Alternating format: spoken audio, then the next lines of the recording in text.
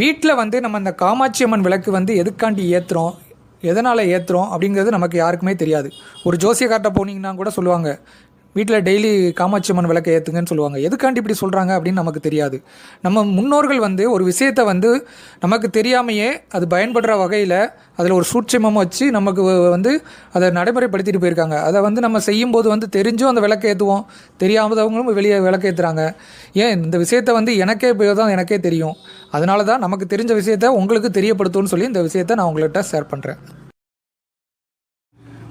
Welcome to Ranjini சுந்தர பாண்டியன் சேனலுக்கு உங்களை அன்போடு வரவேற்கிறேன். காமாட்சி விளக்கை வந்து ஏன் பெரும்பாலானவர்கள் வந்து பயன்படுத்துகிறாங்கன்னு பார்த்தீங்கன்னா, விளக்குகளில் வட்ட முகம், இரட்டை முகம் முதல் 5 முகம் என பல விதங்களில் காணப்படுகின்றன.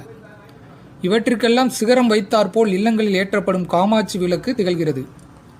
இது பெரும்பாலும் பல வீடுகளில் காமாட்சி விளக்கை ஏன் பெரும்பாலானவர்கள் பயன்படுத்துகிறார்கள் அப்படிங்கிறது எல்லாருக்கும் ஒரு கேள்வி இருக்கும்.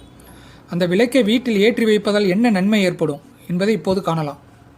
உலக மக்களின் நன்மைக்காக தவம் இருந்தவர் காமாட்சி அம்மன். அவர் வந்து அப்படி தவம் இருந்த வேளையில் சகல தெய்வங்களும் காமாட்சி அம்மனுக்குள் அடங்கியது. இதன் காரணமாக காமாட்சி அம்மனை வழிபட்டாலே ஒருவருக்கு அனைத்து தெய்வங்களையும் வழிபட்ட பலன் கிடைத்துவிடும். காமாட்சி அம்மனுக்குள் சகல தெய்வங்களும் அடக்கம் என்பதால் ஒவ்வொருவரும் தங்களுடைய குலதெய்வங்களை நினைத்து கொண்டு காமாட்சி விளக்கை ஏற்றி வணங்குவது ஐதீகம்.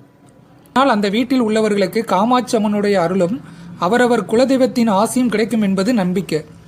ஒரு சிலருக்கு தங்களுடைய குலதெய்வம் எது என்பது தெரியாமல் இருக்கலாம். அப்படிப்பட்டவர்கள் காமாட்சி அம்மனையே குலதெய்வமாக நினைத்து கொண்டு, நீயே என் குலதெய்வமாக இருந்து என் குலத்தை காப்பாற்றி என வணங்கியபடி விளக்கேற்றி வழிபடுவார்கள். அதற்கு காமாட்சி தீபம் என்று பெயர். அனைத்து தெய்வங்களின் அருளையும் ஒன்றாக பெறுவதற்காகத்தான் திருமண சமயங்களில் கூட மணமக்கள் கையில் காமாட்சி விளக்கை ஏந்தி கொண்டு வலம் வரச் சொல்கிறார்கள். திருமணமாகி கணவன் வீட்டிற்கு செல்லும் மணப்பெண் அங்கு முதலில் காமாட்சி விளக்கை ஏற்றுவதற்கும் இதுதான் காரணம். அதோடு காமாட்சி விளக்கில் குலதெய்வமும் இருந்து அருள் புரிவதால் முதலில் அந்த விளக்கை ஏற்றுவதன் மூலம் அவர்களின் குலம் தலைத்து வளரும் என்பது நம்பிக்கை. மங்கள பொருட்களில் இந்த காமாட்சி விளக்கும் ஒன்று. காமாட்சி விளக்கு புனிதமானது. இதில் கஜலட்சுமியின் உருவமே பொறிக்கப்பட்டிருக்கும். இது எல்லா வீடுகளிலும் இருக்க வேண்டிய விளக்கு. பூஜைக்கு முன் பூவும் பொட்டும் வைத்து மங்களத்துடன் தீபம் ஏற்றி தினமும் வழிபட்டு வந்தால் வறுமை விலகும். மணப்பெண்ணுக்கு சீர்வரிசைகளை தரும்போது காமாட்சி அம்மன் விளக்கும் 2 குத்து விளக்குகளும் அவசியம் வழங்குவார்கள்.